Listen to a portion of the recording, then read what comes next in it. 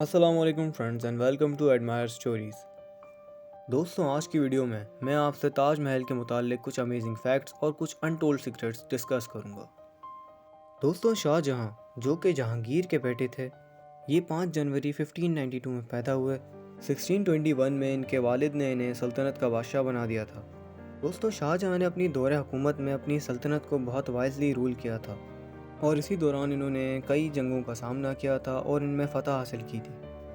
दोस्तों, शाहजहां की बीवी मुमताज़ की ख्वाहिश थी कि जब उनका इंतकाल हो तो उनकी कब्र एक ऐसे मकबरे में बनाई जाए कि जो बहुत बड़ा और आलीशान हो।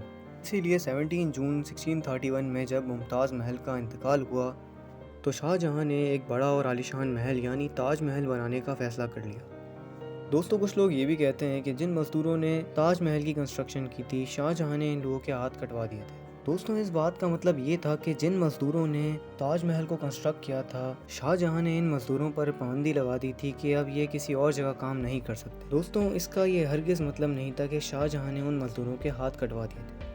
दोस्तों, हैरान करने वाली बात यह है कि इतने सालों पहले ताजमहल के इंजीनियर्स ने कुछ अनबिलीवेबल ट्रिक्स इस्तेमाल की थी। जैसा कि जब इसको दूर से देखा जाता है तो ताजमहल का साइज़ बड़ा लगता है, लेकिन जब फ्रंट गेट से अंदर आते हैं तो इसका साइज़ छोटा होने लगता है। दोस्तों, ये कोई पहली ट्रिक नहीं थी जो ताजमहल के अंदर इस्तेमाल की गई थी। दोस्तों, ताजमहल के जो टावर्स कंस्ट्रक्ट किए गए थे, इन्हें बिल्कुल स्ट्रेट नहीं बनाया गया था, बल्कि इन्हें थोड़ा सा टिल्ट रखा गया था, क्योंकि अगर इन्हें स्ट्रेट कंस्ट्रक्ट किया जाता तो ये दूर से देखने पर अंदर झुके हुए नज़र आते। दोस्तों, इसकी दूसरी और बेसिक वजह यह है कि ताजमहल के इंजीनियर्स ने सोचा होगा कि अगर कभी ज़लज़ला आया तो ये टावर्स बाहर की तरफ गिरेंगे और इस वजह से ताजमहल को कोई नुकसान नहीं होगा। दोस्तों, सोचने वाली बात यह है कि इतने सालों पहले कि जब सीमेंट भी नहीं हुआ करता था तो इतना बड़ा स्ट्रक्चर कैसे खड़ा किया होगा। दोस्तों, ताजमहल के अंदर बहुत हाई क्वालिटी का मार्बल इस्तेमाल किया गया है और इसमें बहुत नायाब पत्थरों से डिज़ाइनिंग की गई थी।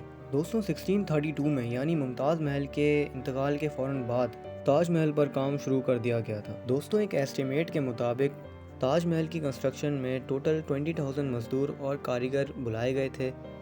दोस्तों, मजदूरों के पूरे लश्कर इस प्रोजेक्ट को बनाने के लिए मंगवाए गए थे और क्योंकि दोस्तों मुमताज़ महल की कब्र दरिया के बराबर में थी, इसीलिए यहाँ पर दुनिया की सबसे खूबसूरत बिल्डिंग बनाना बहुत मुश्किल टास्क था। दोस्तों, इस जगह डिगिंग भी नहीं की जा सकती थी क्योंकि ताजमहल की फाउंडेशन को पानी के बहाव से नुकसान पहुँच सकता था। दोस्तों, इस मसले का हल शाहजहां ने खुद निकाला था। दोस्तों, सबसे पहले शाहजहां ने बहुत सारे गड्ढे खुदवाना शुरू किए। मजदूर इन गड्ढों को उस वक्त तक खोदते थे कि जब तक ड्राई ज़मीन नहीं निकल जाती थी। फिर इन गड्ढों को कंक्रीट और पत्थरों से भरा जाता था। ये सब वर्क कंप्लीट करने के बाद इन गड्ढों के ऊपर पिलर्स खड़े कर दिए गए थे। इस तरीके से एक मजबूत फाउंडेशन बनाई गई। दोस्तों, मजदूरों के साथ साथ ताजमहल की कंस्ट्रक्शन में हाथियों की भी पूरी एक फ़ौज इस्तेमाल की गई थी। इस तरीके से एक बड़ा और आलीशान स्ट्रक्चर बनाया गया था।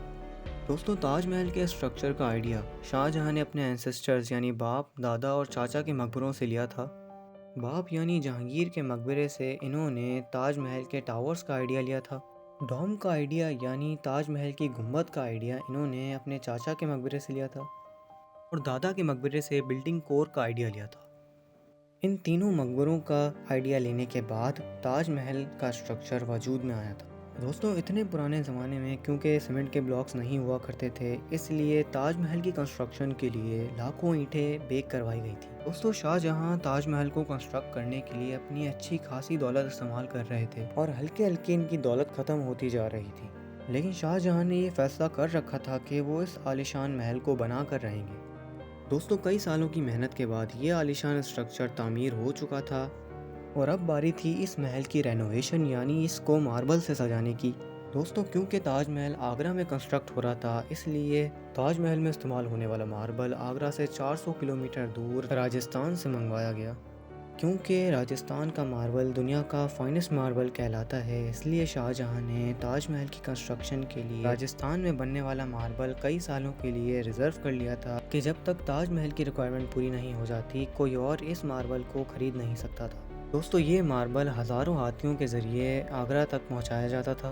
दोस्तों, ताजमहल की डोम में भी वही राजस्थान वाला मार्बल इस्तेमाल किया गया है और इसका साइज़ इतना बड़ा है कि इसको सिर्फ दूर से देखने पर ही ये पूरी दिखती है। दोस्तों, ताजमहल में मार्बल ग्लू के ज़रिए चिपकाया गया था दोस्तों जब इस ग्लू पर रिसर्च की गई तो पता चला कि ये ग्लू शीरा, लेमन जूस और संगमरमर के पाउडर से मिलकर बनाई गई थी और यही ग्लू आज भी ताजमहल की रेनोवेशन में यूज़ की जाती है। दोस्तों ताजमहल की खास बातों में एक बात यह भी है कि दिन में 4 मरतबा अपना कलर चेंज करता है। सूरज निकलने से पहले ये बिल्कुल ब्लैक शेड देता है, सनसेट के वक्त ये गोल्डन हो जाता है, जबकि दोपहर के वक्त ये बिल्कुल डायमंड की तरह चमक रहा होता है। दोस्तों ताजमहल की दीवारों पर शाही डिज़ाइन बनाया गया था। आखिरकार ताजमहल की कंस्ट्रक्शन का काम 1654 में कंप्लीट हो गया था। दोस्तों शाहजहां ने ताजमहल को कंस्ट्रक्ट तो करवा लिया था, लेकिन इसके साथ साथ मुगलिया सल्तनत को तबाही के किनारे पे ला खड़ा किया था। दोस्तों 4 सालों के बाद यानी 1658 में शाहजहां के अपने बेटे यानी औरंगज़ेब आलमगीर ने शाहजहां को कैद करने के बाद खुद सल्तनत के बादशाह बन गए थे और पूरी मुग़ल एम्पायर को अपने कंट्रोल में कर लिया था। दोस्तों शाहजहां 74 ईयर्स में इंतकाल कर गए थे। तो दोस्तों अगर आपको आज की ये वीडियो पसंद आई हो तो अपना फीडबैक ज़रूर दीजिएगा। जब तक के लिए अल्लाह हाफ़िज़।